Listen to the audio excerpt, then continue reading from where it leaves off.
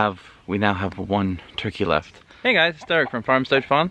I just wanted to give you guys a quick farm update. Today would be day 46, I think, of growing our own food, which is actually going very well for us. Our garden is doing great. I'm going to show you that in a couple of minutes. Unfortunately, I have some bad news about the turkeys. About 3 days ago, I moved the turkeys outside. I put them into this smaller coop here that we use just to kind of integrate things into the new flock. It helps keep things separate and calm, and much easier to introduce new birds to the flock, our current flock of chickens. We do still have the electric poultry netting up all the way around. I just put it down so I could do a little free ranging before they go up tonight. And that's been working really well. It keeps them in most of the time, and it keeps the predators out. But I guess the one night it didn't work, because I came out in the morning and I noticed the electric fence was tripped off. Something had tripped the GFI breaker outside, and so the electric fence was off, and something was able to take advantage of that. They pulled down this one mesh panel to get in. I don't know if it was a possum or a raccoon, but they got in. They killed 3 of the turkeys, and we now have one turkey left. So that's a bit discouraging. I find that every time I start with a new animal, I tend to lose a majority of them, either to predators or to mistakes. Usually not to mistakes. Usually it's to a predator, and I really didn't think anything was going to get in here, but apparently I was wrong, because they were fine the first night. The electric fence stayed on. Then the second night, like I said, something tripped the GFI breaker, so the electric fence was off for a few hours, I guess, until I realized it in the morning. And then something was able to get in and take advantage of that. So we have one left. He's back in the brooder inside.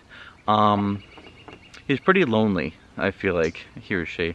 So what I'm doing is I ordered 10 Cornish crosses because I wanted to get some anyway. So I thought we could put them in the brooder with the one turkey, and hopefully they can kind of coexist together. At least then he won't be completely alone. So we're gonna see that. We should get them in the next couple of days, and we'll keep you posted. The reason I wasn't able to post videos for a while is because our one child, his name's Bennette. He's one of the twins. He's 5, almost 6 months old. He got pretty sick, and he's doing much better now. I haven't had time to do the videos with the editing, and but we did keep the gardening up. We've still been going with 100 days of growing food, so we're just gonna kind of pick up where we left off, and I want to show you everything we've got done so far. All right, so here's the vegetable garden. All our basil's in the front here. That's doing really well. It's getting quite large. The tomatoes are behind that. They're doing good. They're still smaller than I would have liked, but they got a late start for some reason. I gotta work on my tomato planting. The zucchini plants are doing awesome. So is the spaghetti squash. The spaghetti squash is really jamming as well, but the zucchini is really taking off. A lot of them already have zucchini on them. There's one right there. So we're gonna have a lot of zucchini here in the next couple of weeks, which is great. That's what we wanted.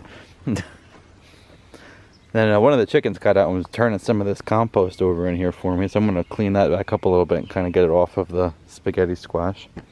I made this trellis here. This is just a cattle panel, which I find that they're really cheap and they're really easy to work with. I just cut both ends off of here and here, so it would just kind of have spikes on it, and we put the spikes into the ground. Something came and those were our peas. Something came and ate the peas on us. But these are lima beans over here. I believe this is either a gourd or a cucumber. They're kind of just mixed up in here. I don't remember which is which. We planted some pole beans here. I planted 8 pole beans around this rod here that I put in the ground. Only 2 came up. Something ate one of them. But that's okay. I'm gonna kind of abandon that.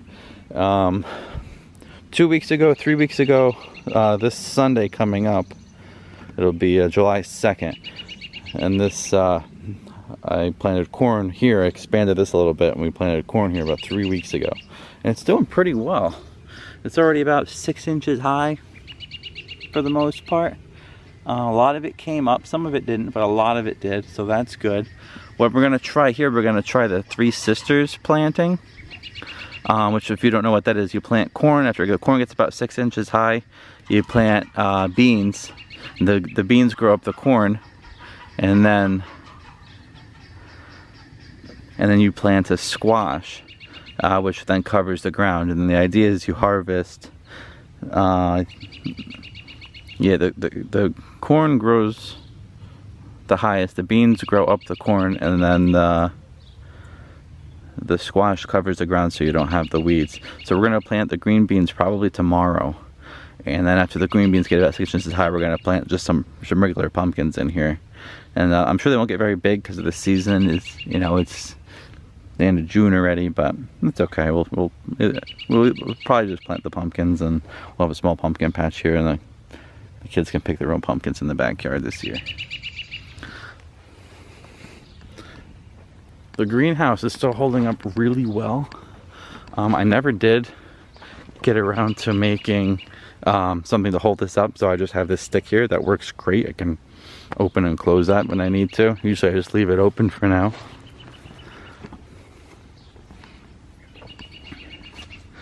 These are just some more lima beans we haven't gotten around to planting yet. These are the herbs. The herbs really aren't doing very well. Probably not even gonna plant them. And this is parsley, and it's not doing well at all. These are some more tomatoes that we've got. This was sage. It's like, again, it's just not doing well. The asparagus seems to be doing okay. I've never planted asparagus before, so I don't know if this is doing good or not. But it doesn't look like asparagus. And the peppers, we're gonna put the peppers in the ground tomorrow also. So this weekend I'm hoping to expand the garden again, and if we have time, I want to start some carrots in here, and I want to rototill another section of the garden. Probably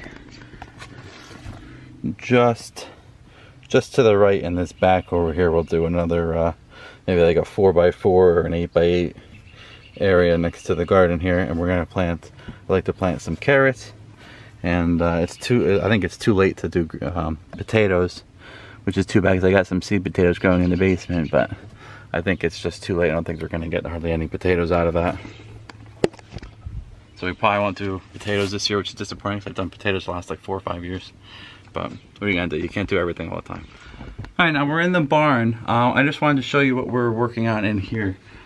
This year I'm trying something a little bit different. I usually keep these stalls really clean. I mean, they're still really clean, but what I do is I would scrape them out weekly and bring all new material in and compost it outside. But this year I'm going to try a deep bedding compost. So we're going to see how that goes. I don't know how much I like it because it's getting deep already, but I'm going to give it a shot because I would like to be able to leave this here, and in the fall time we'll clean this all out, bring it across the street and put it over to where our vegetable garden is, and compost it over there over the winter. Let the chickens kind of do it in the fall and in the spring, and then we'll that'll be really great for the soil, and hopefully we'll have a really good vegetable garden next year, and with all the manure from the sheep and Cecil. But yeah, right now, like I said, they only have access to this stall here, and this far stall over here. There's a third stall here that they don't go into.